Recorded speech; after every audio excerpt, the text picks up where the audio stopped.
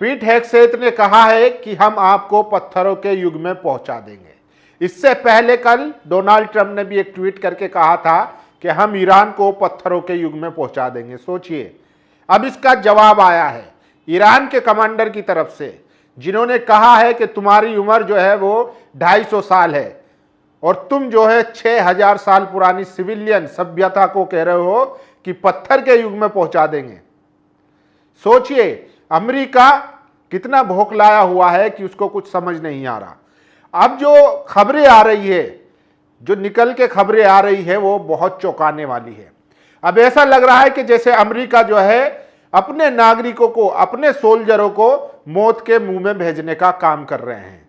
Wall street journal और Washington DC की तरफ से रिपोर्ट में दावा किया गया है कि ट्रंप की तरफ से हरी झंडी मिलने के बाद उसके जो ट्रूप्स है, एयरबोर्न ट्रूप्स है, डेल्टा फोर्स है, वो ईरान में इस्फहान में जहां पर इन्होंने 1000 किलो से ज्यादा का बम गिराया था, वहां से यूरेनियम इकट्ठा करने ग्राउंड पर जा रही है।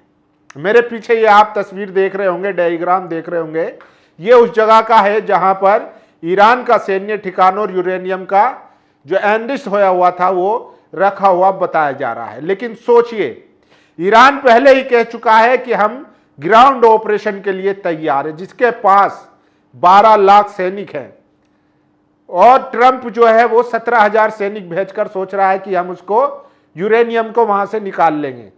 तो क्या ये इतना आसान है? क्या ईरान उस यूरेनियम को यूं ही ले जाने देगा? सबसे बड़ा सवाल है। और सोचिए, ट्रंप किस तरीके से दुनिया को बेवकूफ बना रहे हैं। वो एक तरफ कह रहे हैं कि हम जो है युद्ध को समाप्त करने वाले हैं, वहीं वो ग्राउंड ऑपरेशन की तैयारी कर रहे हैं। ये जो खुलासा हुआ है, इससे आप समझ सकते हैं कि कितना खतरनाक है और कैसे ये युद्ध अब और गंभीर रूप ले सकता है। वहीं दूसरी तरफ आईआरजी के प्रवक्ता ने साफ कहा है कि हमारी सभ्यता 6000 साल पुरानी है। पर्शिया, महान पर्शिया जिसे कहा जाता था, और तुम 2500 साल पहले बने हो और तुम हमें बता रहे हो कि हमें तुम पत्थरों के युग में भेज दोगे। तो सोचिए, अब लड़ाई जो है, ईरान ने अमेरिका को आसमानी लड़ाई में मात दी, उसके कई जेट मार गिराए, उसने समंदर में मात दी, उसके Abraham Lincoln, US Gerald Ford सबको घायल कर दिया और वो अपनी जगह छोड़कर भाग गए हैं। तो बचा मामला अब थल का, यानी कि जमीन का। अब जमीन पर भी अगर अमेरिकी सेना उतरती है तो उसका भी करारा जवाब मिलेगा। 12 लाख सैनिक ईरान के आईआरजीसी के स्पेशल फोर्स के पूरी तरीके से मोबिलाइज हैं, तैयार हैं। वो इस इंतजार में है कि किसी तरीके से ये अमेरिका में कदम रखे और फिर हम इनकी कब्र यहीं खोद दें। और सोचिए, एक छोटे से तालिबान में, जहां तालिबान के बहुत कम लड़ाके थे, 20 साल तक वहां पर अमेरिकी फौजी लड़ते रहे, जान गंवाते रहे, लेकिन 20 साल बाद भी उन्हें क्या हासिल हुआ? दुम दबाकर भागना पड़ा। सोचिए, तालिबान जैसे जिनके पास ना एयरफोर्स है, ना उनके पास सेना थी, कुछ नहीं थे, चंद लड़ाके थे, उसको वो जीत नहीं पाए, उनसे वो लड़ नहीं पाए, तो ईरान जैसी महान ताकत से वो लड़ पाएंगे? तो क्या ट्रंप जो है वो अपने सोल्जरों को, अपने नागरिकों को मौत के मुंह में धकेलने का काम नहीं कर रहे हैं? इसीलिए ईरान के राष्ट्रपति ने मसूद पेजेश्कियान ने एक खुला खत लिखा है अमेरिकी नागरिकों के लिए। वेस्ट एशिया में जितने भी फैमिली के जो माता है, पिता है, जिसका जो है बेटा है, भाई है, बाप है, अगर वो सेना में है और वेस्ट एशिया में उसकी ड्यूटी है, तो उनसे संपर्क कर लीजिए, क्योंकि अगले 24 घंटे के बाद उनका कुछ पता चलने वाला नहीं है। और इसी के साथ मसूद पेजेश्कियान ने एक और बात कही है कि अमेरिका, डोनाल्ड ट्रंप अपने सैनिकों की संख्या छिपा रहा है, इसलिए उनके घर वालों को जरूरी है कि वो अपने रिश्तेदारों से, अपने बेटों से, भाइयों से, बाप से, जो भी सेना में भर्ती हुए हैं, उनसे संपर्क करें, जरा पता तो चले वो कहां हैं। तो मसूद पेजेश्कियान खुले तौर पर अब ललकार रहे हैं ट्रंप को, और ट्रंप सोचिए कैसे दुनिया को बेवकूफ बना रहा है। कहता है कि हम तो स्ट्रेट ऑफ हॉर्मुज छोड़ने वाले हैं, हमें कोई मतलब नहीं है, क्योंकि उनको समर्थन नहीं मिल रहा है। लेकिन ऐसा नहीं है, वो अंदर खाने ईरान को पूरी तरीके से बर्बाद करने की कोशिश कर रहा है। अब उसकी हरी झंडी मिल चुकी है ग्राउंड ऑपरेशन के लिए, लेकिन ये इतना आसान नहीं है।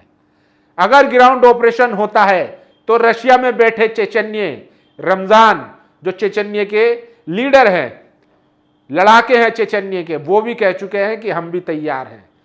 ईरान के 12 लाख सैनिक भी तैयार हैं IRGC के, और सिर्फ सैनिक ही नहीं, वहां बच्चा बच्चा तैयार है। एक महिला अपने प्रदर्शन के दौरान एक इंटरव्यू में कहती है कि जब ये युद्ध खत्म होगा, मैं शायद बचूं या ना बचूं, लेकिन अगर मैं बची तो मैं देखूंगी कि दुनिया किस तरीके से बदली है, और ईरान ने दुनिया को एक नई दुनिया दी है, एक नया सिस्टम दिया है। और अगर मैं नहीं बची तो आप लोग देखेंगे कि ईरान ने इस दुनिया को एक नया सिस्टम दिया है। तो अब ये जंग और भीषण होती जा रही है। वहीं दूसरी तरफ खबर आ रही है कि रशिया ने अपने 2 परमाणु सबमरीन फारस की खाड़ी में छिपा रखे हैं। इसका मतलब क्या है कि अगर ये युद्ध या ईरान पर कोई ऐसा हमला होता है तो इसका सीधा मतलब है रूस का जंग में शामिल होना, चीन का जंग में शामिल होना। और ईरान ने पिछले 34 दिनों में इस युद्ध को इस स्तर पर पहुंचा दिया है कि अगर वो हारता है तो फिर चीन इसमें सीधा शामिल होगा,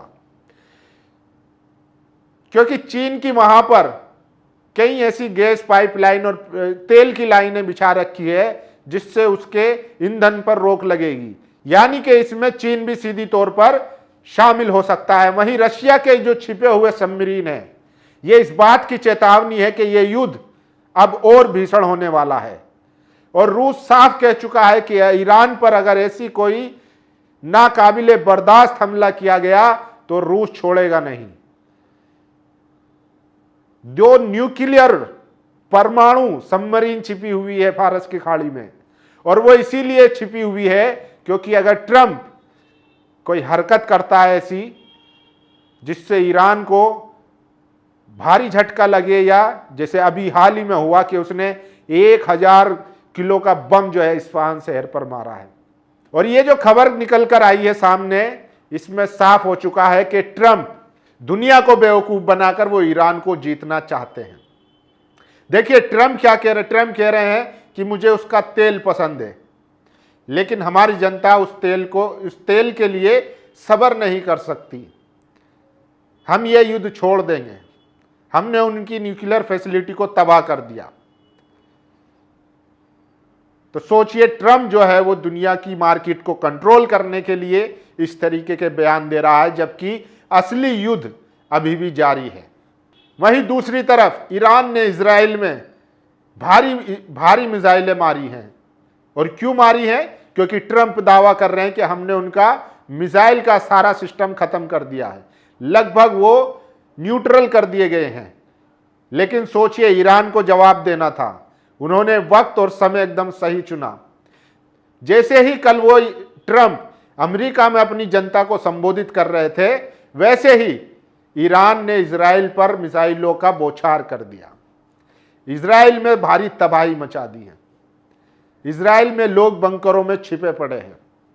लेकिन सोचिए, ये वही इजराइल है जो आज भी लेबनान की जमीन पर कब्जा करने की कोशिश कर रहा है, जो आज भी फिलिस्तीनियों को फांसी देने के लिए कानून बना रहा है।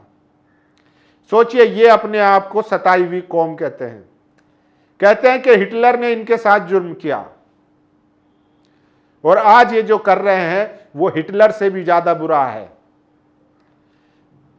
लेकिन युद्ध के 34वें दिन अब लड़ाई और भीषण होने वाली है, क्योंकि रशिया ने साफ कह दिया है कि हमारी सबमरीन वहां पर इंतजार कर रही है, और IRGC के 12 लाख जो सैनिक हैं वो भी तैयार हैं। और ट्रंप ने मंजूरी दे दी है ग्राउंड ऑपरेशन की, ईरान के यूरेनियम एनरिच को हासिल करने की, उसको खोजने की। लेकिन क्या उसका डेल्टा फोर्स, एयरबोर्न क्या ये वहां से यूरेनियम खोज कर लाने में, इकट्ठा करने में कामयाबी हासिल करते हैं, या फिर IRGC और रशिया की चेचन्या और चीन इनकी वहीं कब्र खोद देंगे?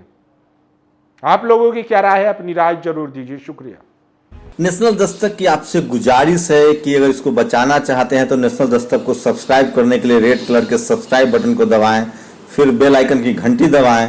नेशनल दस्तक को बचाने के लिए बहुत जरूरी है कि हर खबर को शेयर करें, लाइक करें, कमेंट जरूर करें।